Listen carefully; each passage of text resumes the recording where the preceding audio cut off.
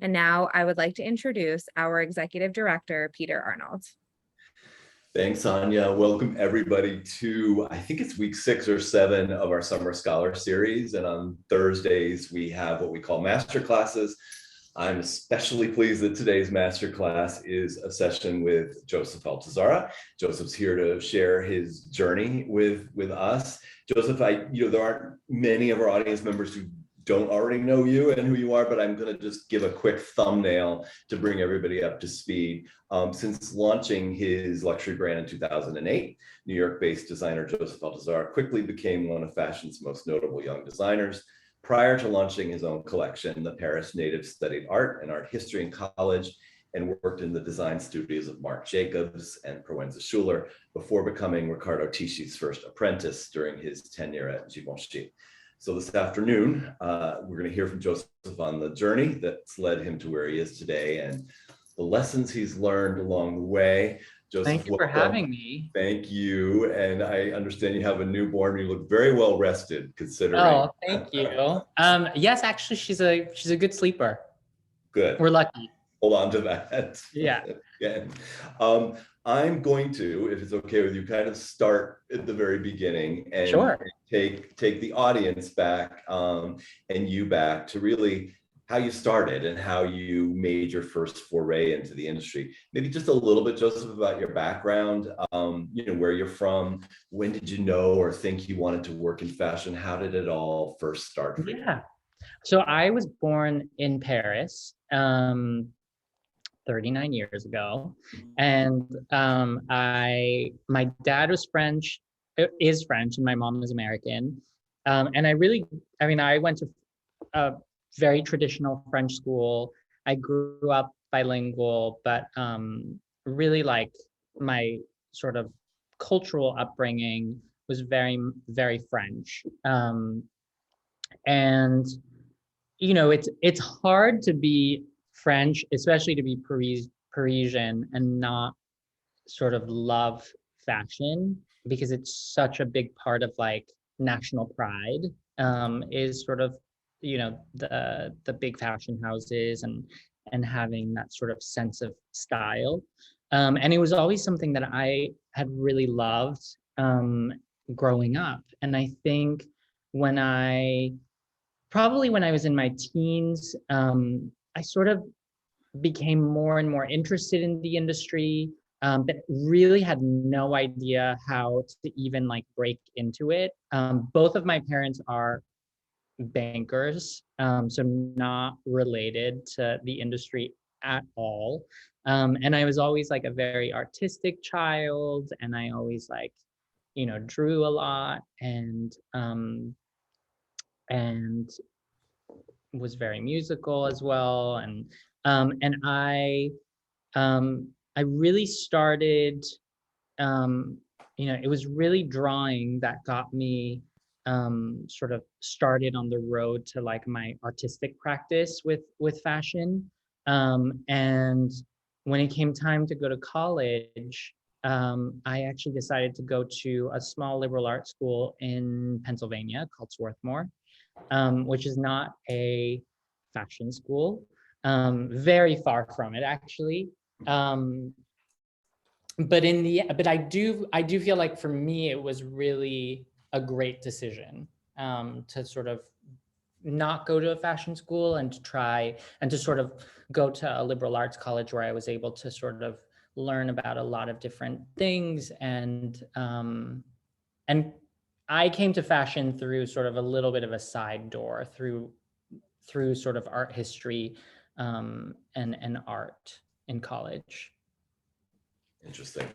Yeah, we had recently Gabriella Carifa Johnson, who's at Vogue, and she was an art history major. She's my stylist also. Yeah, and she was an art history major at Bard, and she was just talking about the perspective and the context that studying art history has given her in fashion. So, all right, so Swarthmore, how does one get from studying art and art history at Swarthmore to where you landed your first internship at Marc Jacobs? How did that come about? I was a very hungry, and passionate and enthusiastic student. And when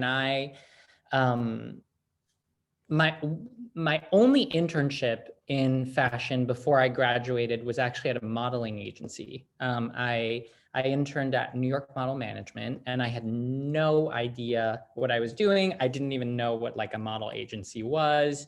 And I interned there for a summer.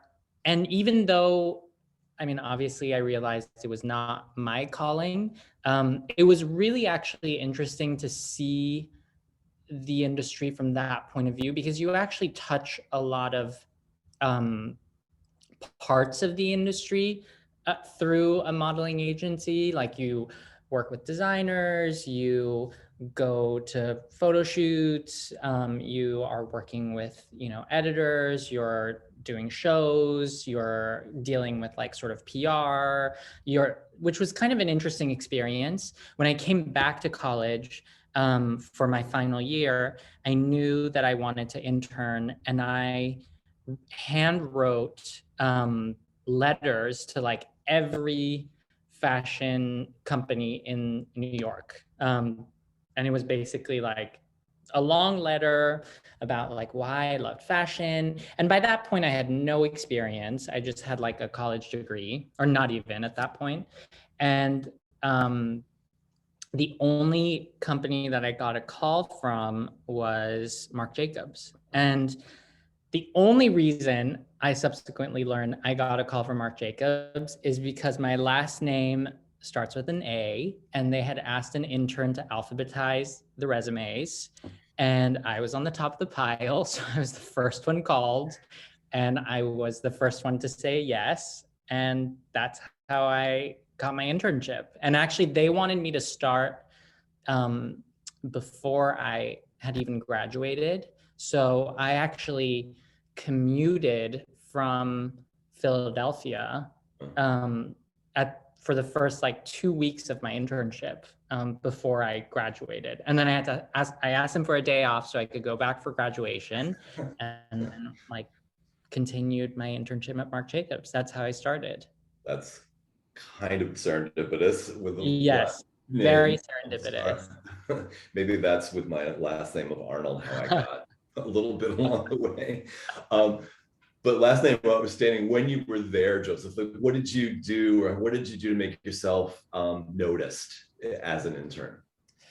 I was really, I was very eager. I was like the first person in I remember, I vividly remember that I was like the first person in the studio, and I always tried to be the last person there.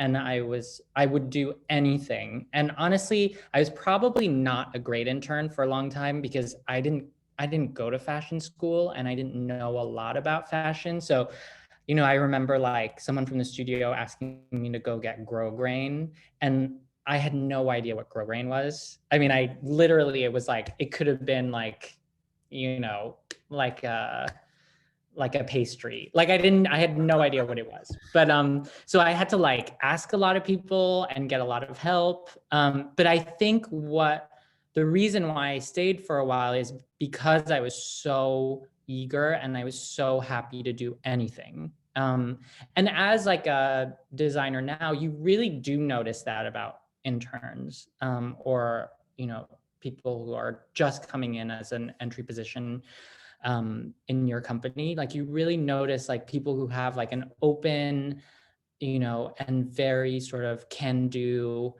attitude, and those tend to be the people who really thrive, at least at Altuzarra. Mm-hmm. Yeah, I know it's funny. We've heard this summer from a variety of people, including Gabriella. First one in, last one to leave, always willing to do whatever thrown at her. And I think, it is something that is, that you also, I think, carry with you as you mature and as you grow into the industry. Like when I interview people for Altuzarra, I always say like I'll take out the trash. Like there are days like I'm gonna, it's there. Like if I'm leaving and it's there, then I'll take it out. Like, or I'll do like the dishes in the kitchen, or like I feel like that sort of attitude is something that I also try to model for people, because I think it's like kind of the right thing to do, and it's like what's nice to be around in a company. Yeah, I'm sure. And then that in turn informs the culture of Right. your company and your Right. studio. So you're interning at Marc Jacobs and in the design department. Are you feeling, at a disadvantage because you don't have any kind of a background Oh my that gosh, that tremendously. yeah. I was like very, very conscious of how little I knew. And at that point, honestly, I probably felt like it was a terrible decision to not have gone to fashion school, because there were just a lot of things that like they would ask me that honestly, it was like a fake it till you make it situation where I was like, okay, I guess I'm gonna just try to do this. And like, I knew enough, like my mom had taught me to sew, she had taught me to knit and crochet. So there were things that I knew how to do, but probably not as like proficiently as, a fashion student. And there was just so much I did not know. I didn't know how to dye fabric. I didn't know like I didn't know the difference between like silk and cotton and wool. Um, I did not know how to drape, or do any sort of pattern making. So in some ways, like I'm really surprised that I made it through that internship, because my peers in the studio knew a lot more than I did. But I think I like sort of just um, I think I just like held on through like pure grit and like passion. And I remember it being really hard. Like I remember having days when I really felt like I wasn't gonna be able to continue. Like it was just too hard. And you know, it was this, there's an interesting thing about sort of when you first come into the industry. I think the way fashion is portrayed from the outside is like incredibly glamorous, like famous people and models, and like there's always a fashion show and there's parties. But when you actually like work in the industry, and especially, to be honest, at Marc Jacobs at the time, in 2005, it was like 7 days a week. You'd come in at like 8 a.m. You'd leave at like, near to the show, like midnight, 1, 2. Like it was like, I think the night before the show, I stayed all night. Like there was no, there was really no glamour to it. And I think, that's why one of the things I always tell people who want to come into the industry is that you really need to like love the work. You have to have this sort of need to create and to be involved in this process, because if you're doing it for sort of like the fun of it, and because you think it's gonna get you close to this sort of this world of glamour and fame, it really isn't. That's just not what it is. Even to this day for me, like it's not like that. So after that, after your internship, you then moved on to Proenza, and then from Proenza to Riccardo Tisci. Just a little bit, Joseph, about that progression, and maybe how you compare and contrast the experiences at those two places relative to where you started. Well, I mean, Marc Jacobs was a great company to have on my resume, honestly. Like it was probably the biggest fashion company in New York at the time. And when I went looking for my sort of second internship or position, it was like dramatically different from when I first was trying to enter the industry. I like basically everyone wanted me to work there, to work with them, or be on their teams. And I had always really looked up to Jack and Lazaro, because they were older than me, but they had started a company. I think by that point I sort of knew that I probably wanted to do that one day, and I wanted to see what it was like to work for a smaller company. And so I started working for Jack and Lazaro as an intern. And then I actually stayed on for a little longer, sort of as a freelance helper. And it was tiny. It was 5 people, I think, when I got there. And I really encourage people to work for small companies because I think the opportunity to be able to like touch all of these different areas of a business and really understand how things are connected was very helpful. You know, at Marc Jacobs, I worked in design. I had nothing to do with sales, with PR. I didn't really understand like how they related to each other. I think at Proenza, we were all sitting in one room together. And so like, understanding like, oh, this is where a sample goes after the show. It goes to production, but we have to share it with PR, and PR works this way. They get, requests from, magazines, and like very simple things that sort of start to inform your knowledge of a company. And actually between Proenza Schouler and Givenchy, I think, by the end of my time at Proenza Schouler, I was feeling sort of still that inferiority complex. Like I didn't know a lot of the technical aspects of fashion.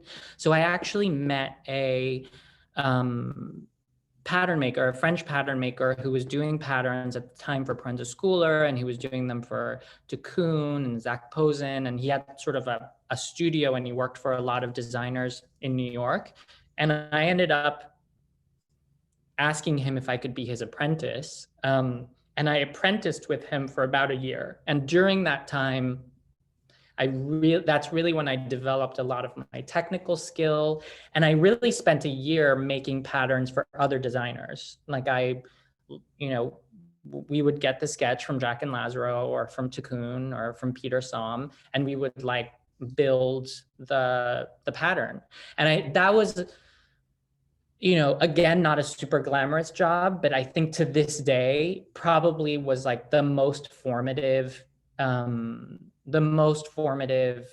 experience, because when I draw something now and I pass it to my factory, I have the tool, like sort of the technical tools to understand how to speak to the factory and how to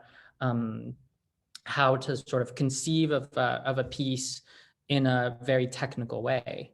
And his name was Nicolas, and Nicolas was the person who really encouraged me to go back to Paris and to work in Paris. And so I have the luxury of being a dual citizen.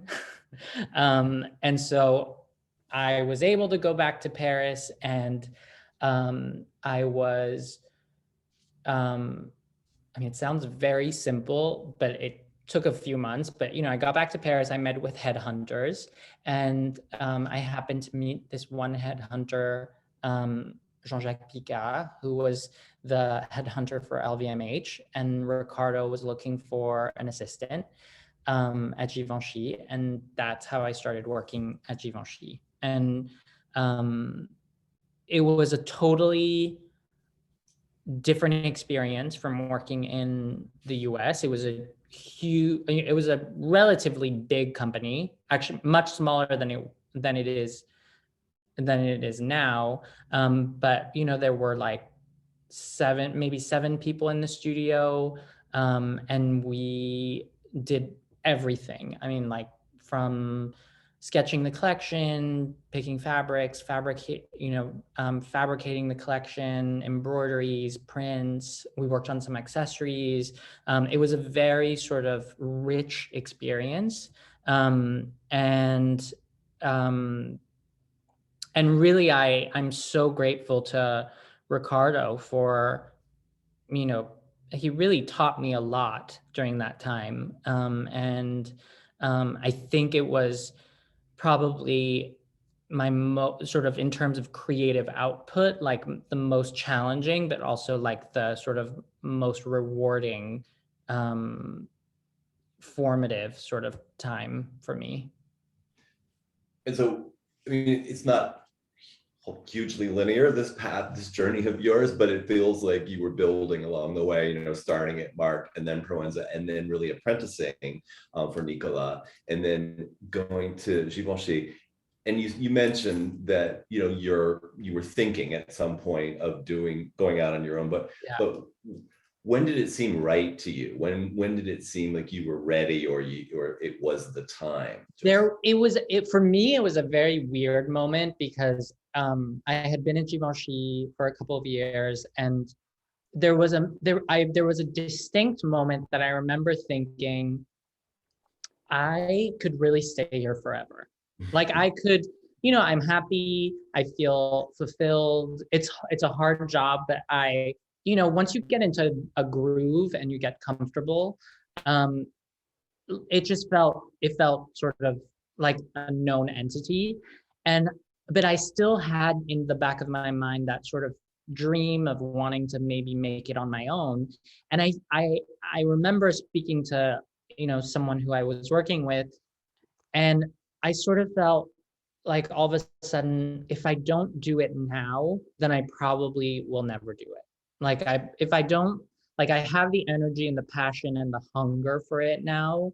And if I stay longer, I feel like I'm just going to get comfortable. Not that it's not a good path as well, but I think I just wanted to see what it was going to be like. And I think the fear, I didn't have so much fear of it not working out, because if I'm, 25 or 26 and it doesn't work out, then it doesn't work out. It's fine. I'll just, keep on working for other companies and be very happy. So there was not like a particular kind of aha moment for me. I did, at the time, Karine Rothfeld was sort of consulting with Riccardo, and I remember talking to her about it, and she was very encouraging about starting a company. And I had always known that if I was going to do it, I would do it in New York, that I wouldn't do it in Paris. So there's, the aspect of getting to that place in your head about, okay, it's time to do it, but how do you actually execute on that? I mean, how did you do it? You left Paris, came to New York, and then just opened the door somewhere. Very concretely, I quit my job. I stayed there for like another, I think 3 or 4 months after I quit, just to like finish up the season. I had savings, which didn't amount to very much, but I basically, to save money, I stayed at home in Paris with my parents when I first started the company. And and this is also, a lot of people ask me what they should do before they start a business. And my advice is always to work for another company first, because not only do you get experience from working for other designers and you sort of know how things work, but you also get a lot of contacts. I mean, at Givenchy, I met Karine, I met like a lot of editors who knew me as Riccardo's assistant, but I had their phone numbers or their emails. And then I also had a lot of manufacturing contacts. And when I first started the company, the first people I called were 2 factories. There was one in France that I still work with, and one in Italy that I still work with. And I said to them, I'm thinking of starting this company. And they basically said, we're going to help you. We're not really going to charge you money. We'll we believe in you, and we're going to start working with you. Filippo Lorma, who owns a very big mill in Italy called Lorma, was one of the other people I called, and he gave me dead stock fabric that was either defective or that other big design houses didn't want anymore, or it was the wrong color. And I worked in my parents' living room, and I saved money, and I designed the collection in Paris. And I didn't move to New York until after basically I had all of the samples. And I moved with my suitcase of samples, and I moved into my apartment, which I shared with my cousin, and my office was in my living room. And that's like concretely how I started the company. All right, I know you talked about glamour. That doesn't sound hugely glamorous yet, so you mentioned wanting to start the business and knowing you wanted to start it in New York. Just talk a little bit about Paris versus New York, and having a business in New York versus Paris, and showing in New York versus Paris. Well, there was really, I mean, at the time, and you have to remember this was almost 15 years ago. At the time, there were no young designers in Europe, in France, and basically none in Italy either. All young designers were either in London or in New York. And I think what was hugely attractive about New York for me, firstly, is that I loved New York. I loved living in New York. I loved all of sort of my experiences when I was working in New York. But also there was just an incredible amount of industry support in New York that just did not exist in Paris, like the CFDA Vogue Fund, and at the time the Eco Domani Prize, and there were so many grants and competitions, and the Woolmark Prize, and all of these things that didn't exist in Europe. So they were ways of like that you could fund your business. And what, subsequently also, and I don't think I fully realized this at the time, but in New York, there was a really strong communication channel between editors and buyers. So if I, and this is what happened when I met Anna for the first time, Anna really loved the first collection, and she, quite literally picked up the phone in front of me and called Barney's. And like 3 days later, Barney's was in my showroom because they had heard from Anna that there was a new designer, and Barney's placed an order. And that really didn't exist in Europe. And I don't really think it exists to this day. I don't think there's the same kind of symbiotic relationship between editorial and retail. It really is something that is like so specific to, the sort of American landscape. And I love showing in New York. I've always loved it. I love sort of the community in New York. They give such a big platform to young designers and new talent. And, to this day, I think there's so much support for younger designers, which now, being a little older, I really tried to sort of do my part and give back to the industry in the way that people, helped me when I was like a newbie. So you are now 15 years into your brand, and you mentioned kind of wondering if it was going to work, and if it didn't, you knew what you could go back to.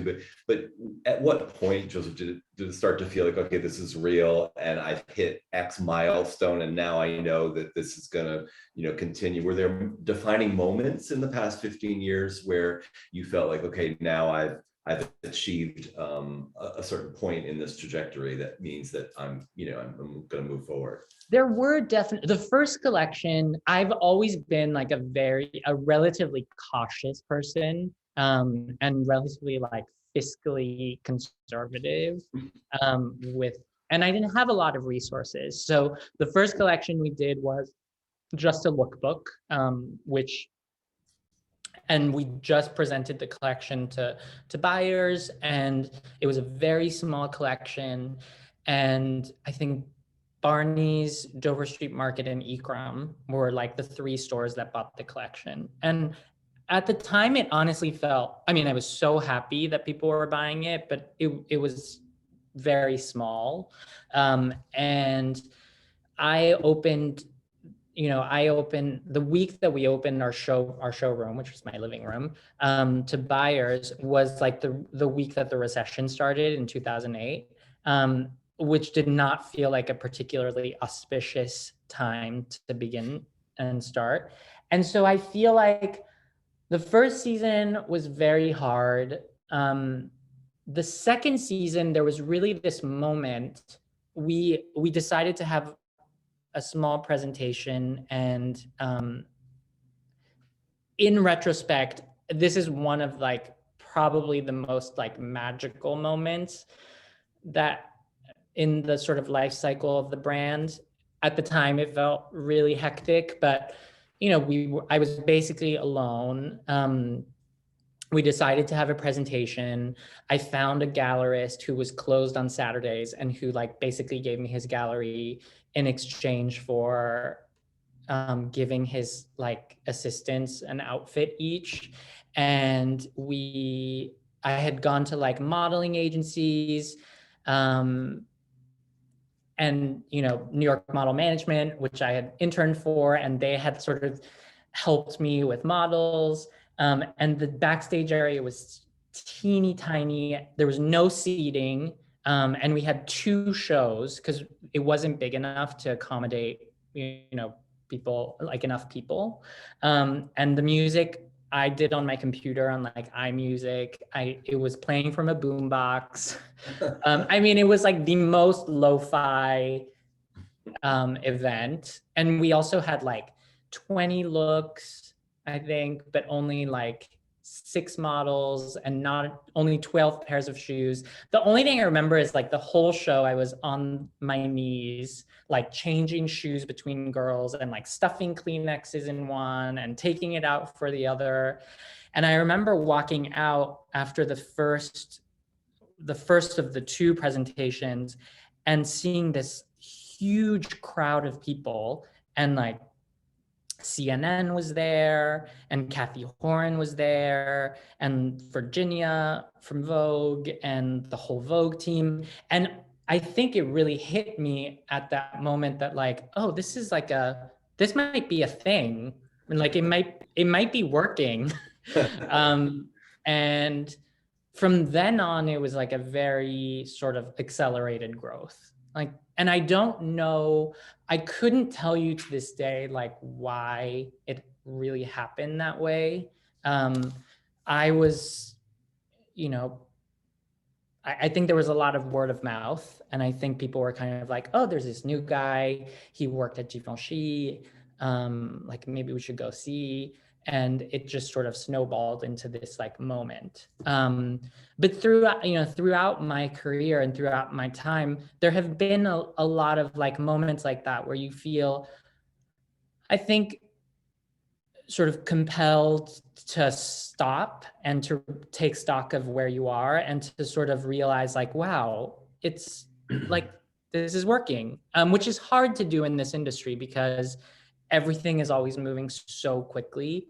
And there are a lot of moments that I feel I also missed, like looking back, I'm like, wow, I didn't sort of enjoy this moment enough, or I didn't realize this was really happening to me until like a few years later. Yeah, I don't know if that answers your question. No, it totally does. And I think it's really interesting just because I think those moments can be really head turning when those moments of notoriety, but there's also the need to kind of take a step back and just say, okay, where am I today versus where I was? I've grown by X%, or I've added Y doors. Like I've also got the complement to the, to what's happening. I think that's one of the very hardest parts of this industry is that and this is something that it was COVID in some ways was really great because it sort of opened up communication between other designers, and we were able to talk about a lot of this with each other and realize this was problematic. But I think that there is in fashion this sort of veneer of success that you have to, present to the world. And then there's like the reality of what's going on. And for a long time, like people would be like, wow, you are having really big shows and Rihanna's coming to your show and, you know, you're dressing like Jessica Chastain. And meanwhile, like I wasn't paying myself a salary.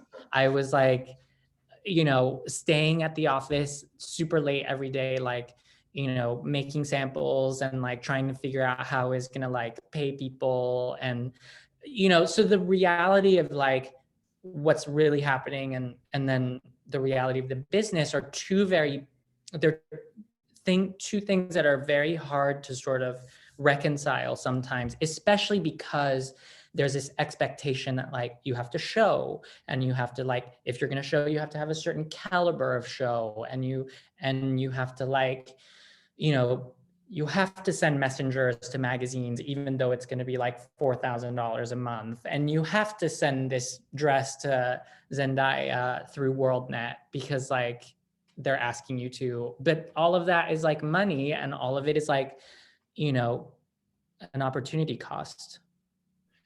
Yeah, I think it's hard to be disciplined when you're caught up in the way things are and are always done. And, you know, the need to send flowers the next day, all those things start to, you know, have a bearing on the bottom line. But Yeah. Let's shift a little to inspiration and self-expression. I mean, you know, starting at Marc and then Proenza and then Givenchy, then you left and now you have your own brand and name, and you have the opportunity to express your own aesthetic a little bit more easily and clearly. How do you balance that, Joseph, with just the commercial application of it's your brand and business and it needs to succeed? How do you, you know, you come from an artistic background, you know, how do you marry the two, art and commerce? It's really, I mean, such a good question. It's really the hardest part of being a designer. I think you really put your finger on it, because to this day, I think, you know, finding a balance between showing a collection that feels new and fresh and, you know, surprising and interesting, but also speaks back to the codes and the brand that you're building and feels familiar and has your kind of like bread and butter, you know, items. It's really hard. And in some ways it's really like an act of faith. Like you really have to like, I think you have to believe in yourself and you have to have a vision, but you also have to be open to feedback and to data to a certain degree. You know, I'm very lucky. I have to say, I was very resistant for a long time about working with a merchandiser, because, you know, partly because like I had a lot of my experience had been in France, and there, you know, at Givenchy we didn't really work with the merchandiser. Like it was very creative led.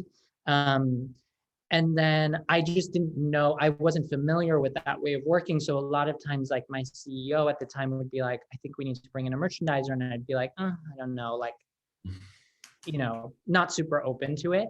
When I started working with a merchandiser, it totally changed sort of the way that I designed I think in a really good way. Like, I think it gave me the tools to really,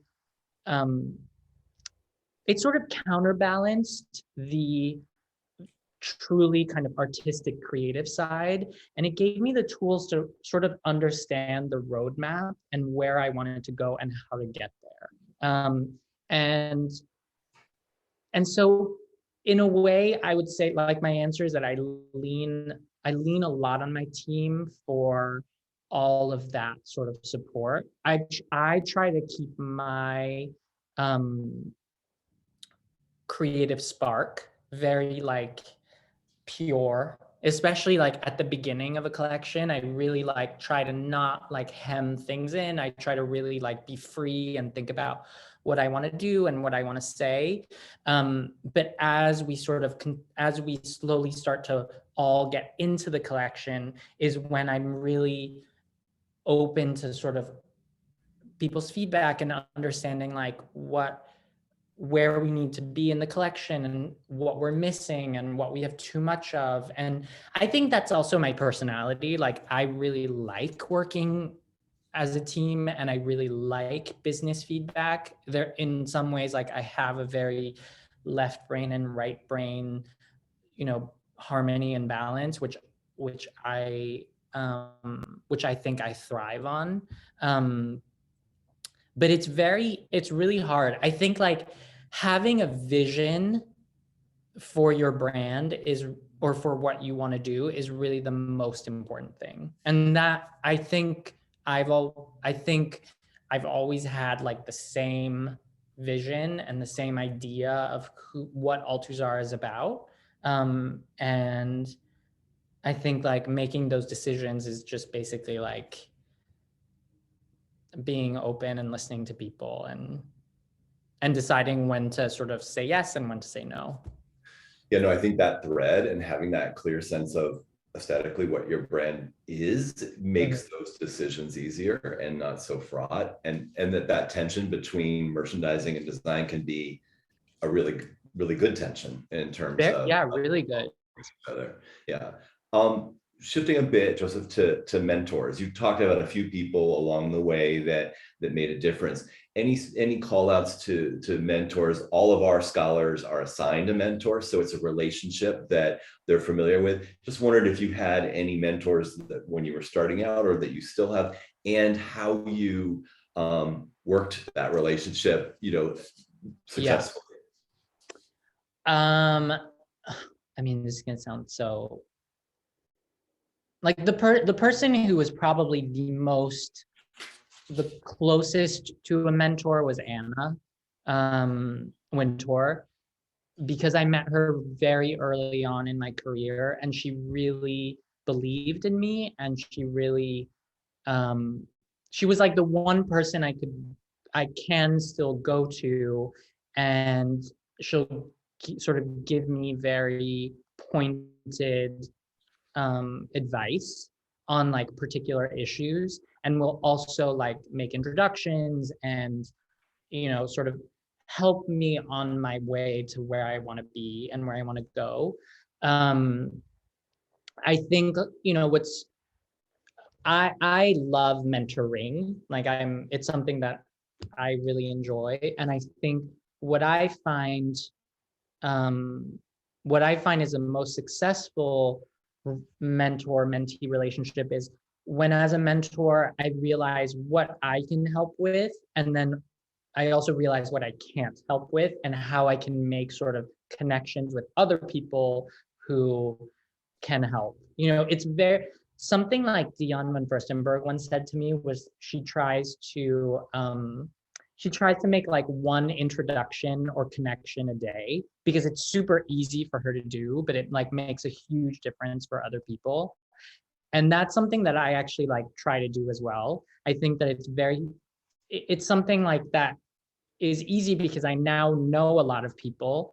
And I think as a mentee with Anna, I really took advantage of that. Like, I think people who want to help you should sort of take them up on it and ask for the help. But in the asking, are you pretty specific, Joseph, about what you need? Like, Really, when to go to a mentor and what to ask for? I think it's much easier.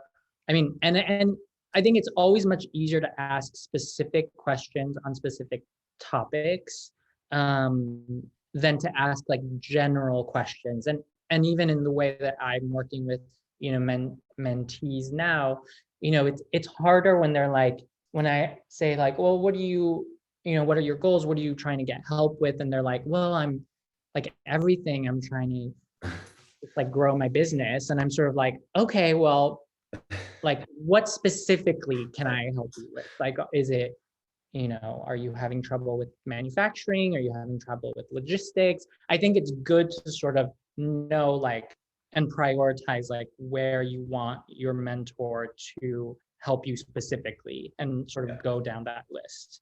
When I won the CFDA Vogue Fund, my mentor was the CEO of Calvin Klein. And I have to say, at the time, I was sort of, his name is Tom Murray. I was sort of like, oh, I don't know. I'm not like, I wasn't overjoyed that he was my mentor, because I'm being totally honest, but I was like, he's like the CEO of a giant company.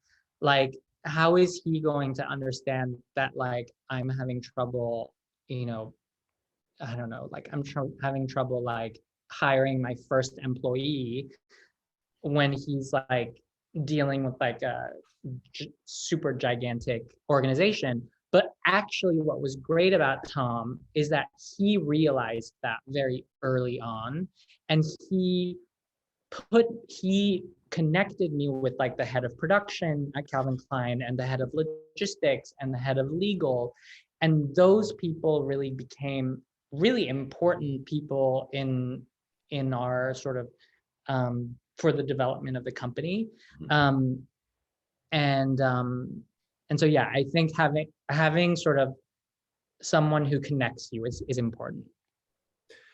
Just you talked a little bit about this when we talked about interning, but when you are hiring candidates, what do you look for? What makes a candidate stand out for you, or one that you want to bring into your team? I think for me,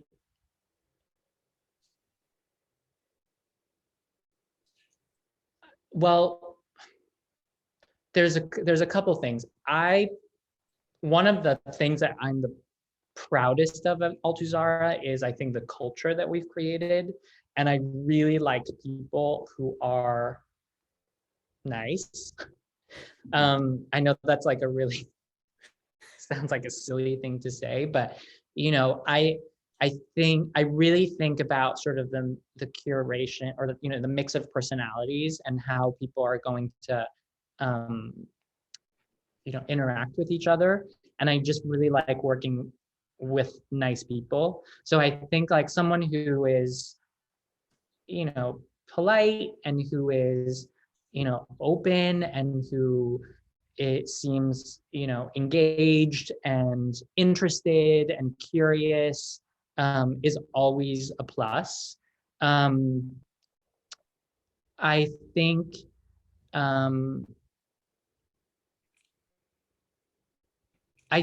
someone who who's open to learning is always really important, no matter sort of the level that they're coming into, because we work in a very specific way, and it's nice to have someone who's kind of open to bringing their own experience to the company, which is obviously what we're looking for, but also open to sort of changing the way they approach something. And I mean, there's, silly things, like, not silly, but like they send a thank you note after they come in, and they, are courteous, and, I mean, it sounds obvious, but it's actually not as common as you would think it is. That's super thoughtful and helpful.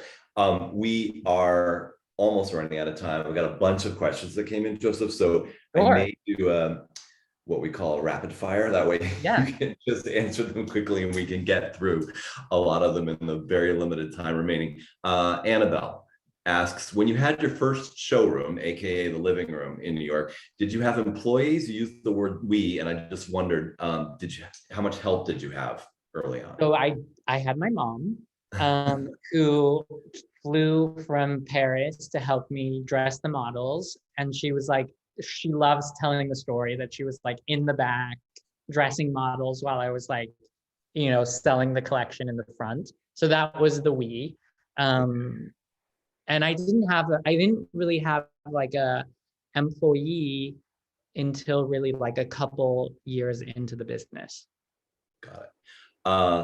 This is from an anonymous attendee. Anything you do differently if you had the chance? I would start direct to consumer earlier than I did. And I mean, I started the business way before direct to consumer was a thing, but I was very wary of direct to consumer. And when we did open it, it made a huge difference for the business. Got it. Christine asks, does age matter when applying for an internship or potential job? No, not at all. We've had interns of, I mean, they're generally younger, but we've had interns of all different ages. Where do you pull your inspiration from?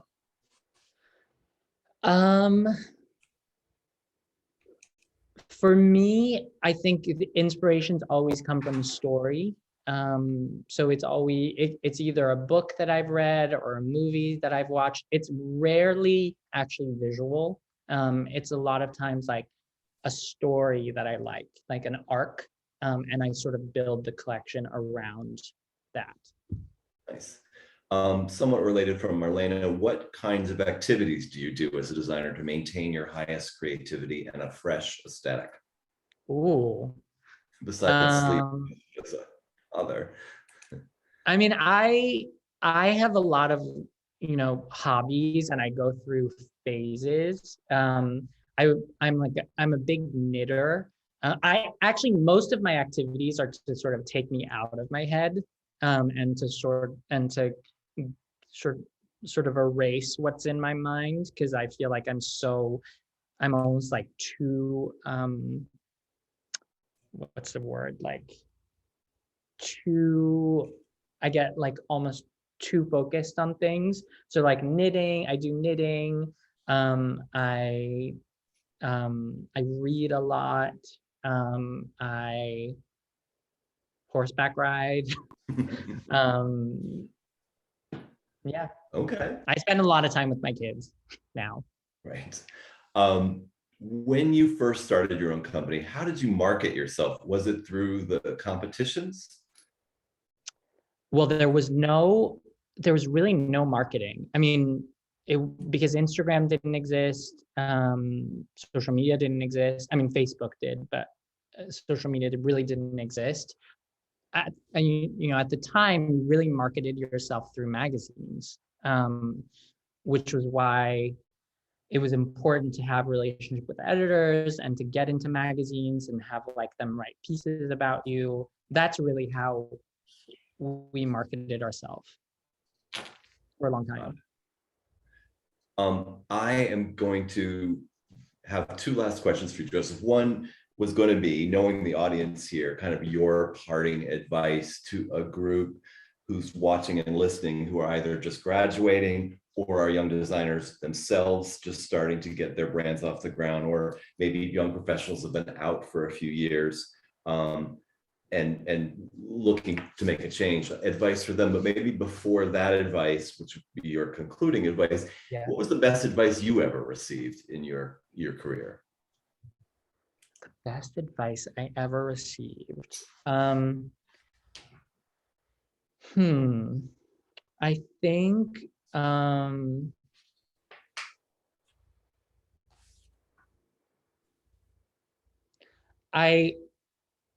I got advice.